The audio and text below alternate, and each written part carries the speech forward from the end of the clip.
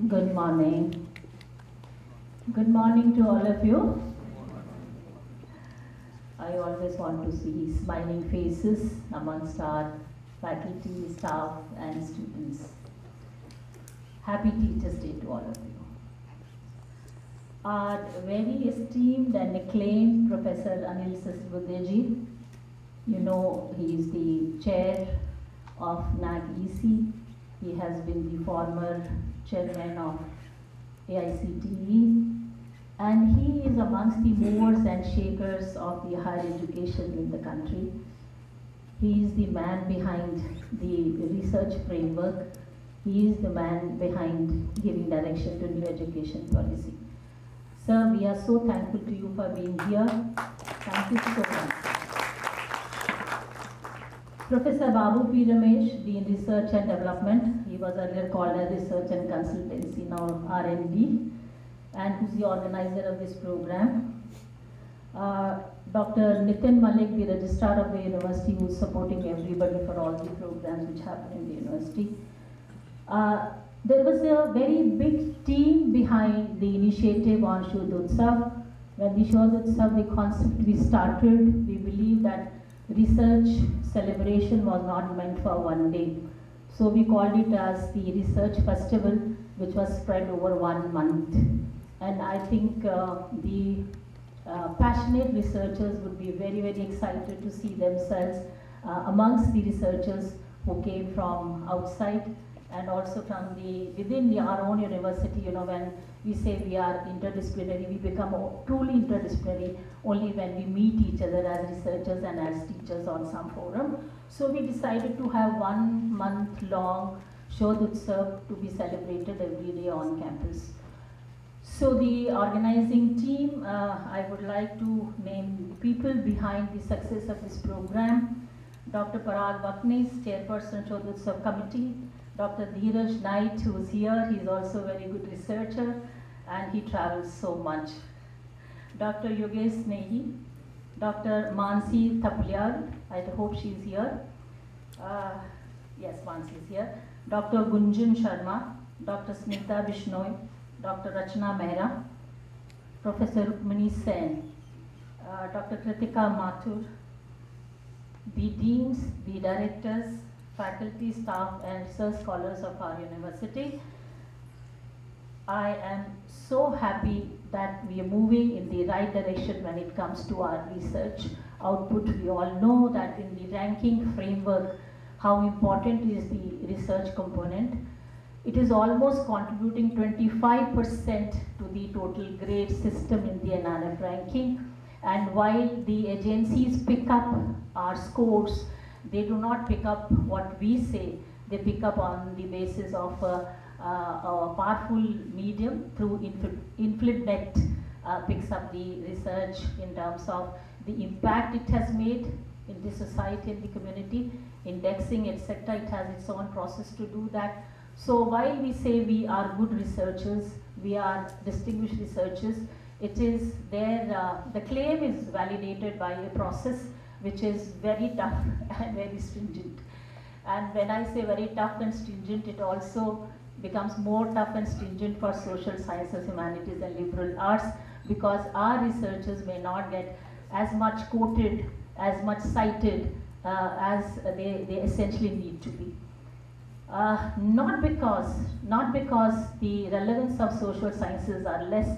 I think researching the way technology and science has been researching, probably we need to get into that mold and that frame of understanding how we can also figure amongst the top researchers worldwide and become the university of excellence in terms of good, great research. So we started the initiative of incentivization. So we are recognizing the good researchers while they are doing good work here. We are also recognizing, we are also creating an ecosystem where our research scholars can be funded from the university system itself. The financial implication on the part of the university and on the state exchequer is going to be 25 CR in next 5 years on 100 scholarships which we have instituted here. So I think we need to thank the state government for supporting this initiative, and let's give them a big hand.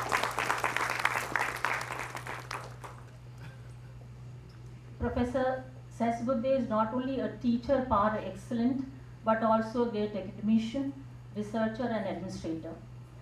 While he joined AICT, I must point out, because I was very actively associated in AICT and UGC and NBA, and at one point in time, since coming from the management side, he is a man who completely transformed AICT, what we see in the form where it has reached today. So I think, sir, congratulations to you for all your achievements and the great work you did there.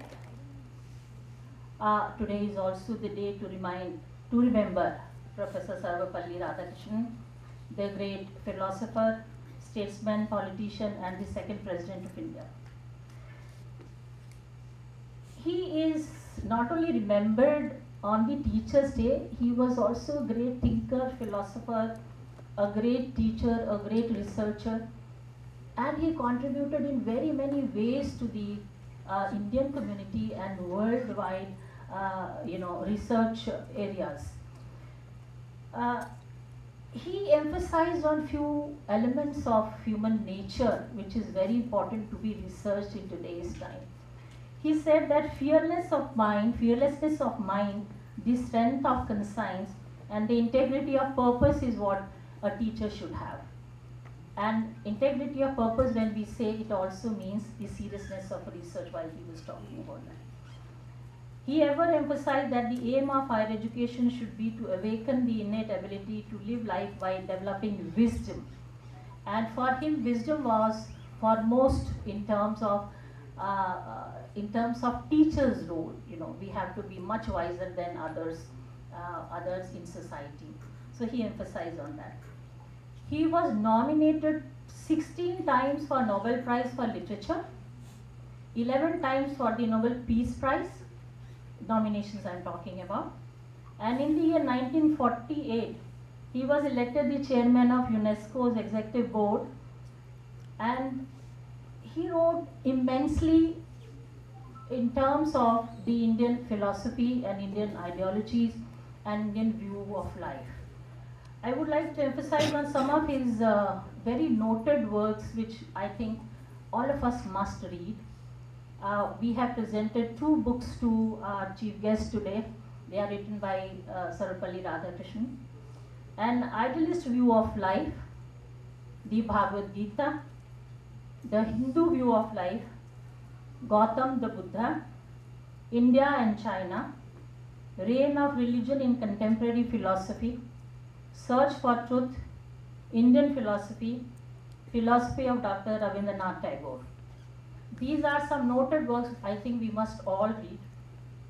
And his famous quote I would like to share, which is so relevant even today. A life of joy and happiness is possible only on the basis of knowledge and science. So while we are social sciences university, we essentially need to have the science component into our social angle and social researches. He started an NGO which was called Helpage India for underprivileged elders in the society. And he worked immensely for the underprivileged elderly in the society, understanding that how neglected they were in our communities those days. Let's all pay tribute to him and give him a big hand.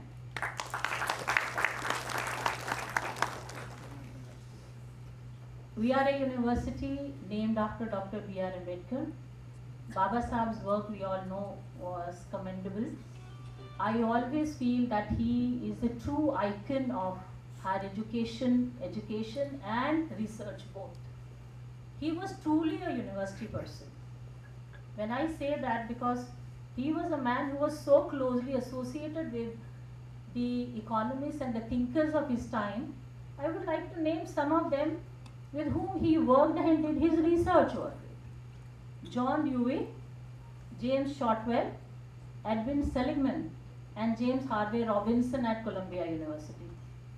Every debate, every argument which Baba Sahib would give at any forum would be based on his research completely. He learned the methodology, he learned the seriousness of doing the research, And probably we all have very little information about this side of his, that he was truly a university person, so immersed into research while he was there, and he continued doing research even as a politician when he was pursuing his political career. Very few of you would know that his MA thesis, which he wrote, was titled as The Administration and Finance of the East India Company. And this PhD thesis guided the political thinkers and the political leaders to prepare their strategies during the Indian national movement.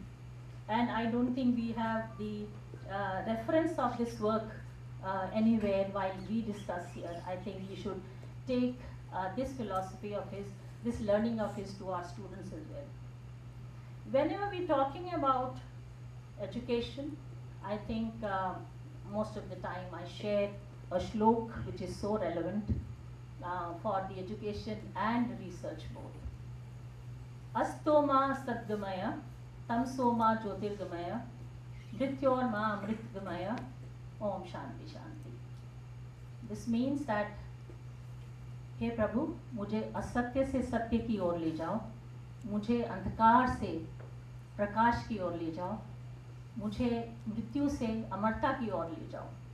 I think this is the essence of higher education and research in higher education. Truth must prevail at any cost. जब हम किसी भी तरह की research करते हैं, तो पहले हमें बायस निकालना है उस रिसर्च से. We have to do away with the biases in terms of finalizing on the topics based on a lot of research being done and based on your observations around. Because many researches which have happened in the past have also obsolete today. Societies have evolved, societies have changed, so we may not refer to those old references anymore. So this is also very important while you are finalizing on your topics. Then comes the methodology part. Methodology becomes so important because it brings in that empiricism and the science into the social sciences. So I think methodology takes away the biases, all kind of biases away from the researcher. I may endorse a certain idea, I may be practicing a certain idea, but while my research, if it does not support the idea, we do not support it by giving unnecessary justification on such kind of issues. So we know that times are changing. Technology and artificial intelligence, deep learning, machine learning, IoT is the buzzword everywhere, and we're all influenced and affected by ChatGPT. How relevant would be AI and technology into social sciences is to be seen, and in order to address this, we are organizing a workshop for all faculty members of AUD on 12th of September. It's going to be one day long debate, discussion, and a workshop by the experts who are going to be here, and they will share with them how we as Social Science University can take a lead in terms of application of AI into our curriculum and train our students accordingly. Research must be done only by people who have passion for research. Doing a PhD and doing a research are two different things for sure. And the outcome of research will come only when we are passionate about research. Publication, we get excited. That can be an excitement for one or two publications, but finally when we cross a limit, we only want to research which is very, very meaningful and very contemporary and useful for the society. You start feeling that the relevance of your research is no more there. Since I come from management and I have been publishing a lot of work, finally I started believing that much of the areas which we were focusing on as a team, because I had an HR and OB team to work with me at IP University, we started feeling that much of the areas we were trying to touch became obsolete after 5 to 7 years. So we started researching into deeper areas of management so that those are of permanent nature. So there are researchers of a marketing research kind. There are researchers with relevance at least for 20, 30, 50 years to come. So that also needs to be seen. I think in all my addresses I say that United States provides the opportunity for great work, meritorious work, creative work, and that's why people go to United States for bigger opportunity. This opportunity does not exist in other countries of the world. We as India have started creating those kind of opportunities for researchers to come to India and start working here. And Parag, I think, was sharing with me the information that we have the largest number of Fulbright scholars and scholars coming here when compared to other universities in Delhi. So large number of postdoc students are coming to our university. This is also a great sign that we have started attracting researchers from abroad. Citizenship research program, I don't know how many of you know. Anil sir would definitely be sharing that with you. Research needs to go beyond the perceived contours of research. I believe that until and unless research is for the people, by the people, and meant exclusive and done by the people themselves, only then it becomes successful. While others are doing research on mind desperation, mind issues, mind problems, I always will carry a bias of some kind. So until and unless the research is done by the people who themselves have undergone the phenomena and face the issues themselves, and they can put it on the papers, the research cannot be complete. So research needs to be for the people, by the people, and for that, in the new education policy framework, we've got the citizenship research program, and in order to give boost and impetus to this program, we've seen that Atal Tinkering Lab, which has been introduced in the schools, and school children have been encouraged to observe things around them, around their environment, and write report as they feel about the environment around by scanning the environment. So this will finally lead to not a research of a kind who are there in higher education or in colleges or in universities, but also anyone who is a good research anywhere can do research, is what India is looking for. So citizenship research program is now becoming the integral part of new education policy framework as well. Social sciences researches have always been the most important areas to be explored, to be researched. They are like heartbeats.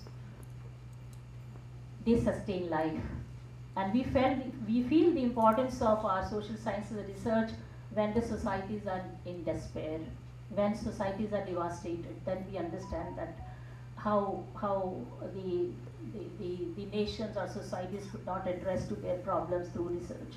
So social sciences researchers are that important. And since all of you are making your career in social sciences, congratulations to all of you for doing good research here. And I hope you're going to be applying for more number of projects outside. And the ones who are already passionate researchers, which I see like Dheeraj, every time he's approaching me, and sometimes it becomes very difficult to take a decision whether to let him go or to ask him to stay back. Since he's so passionate, so I give him permission for all the visits he wants to make for presentation anywhere. So we would like to have passionate researchers like him in the university. Seeing people from management performing very well, personally as a management person myself, it gives me a lot of happiness that management school is doing good research. Congratulations to all of you. Congratulations, also.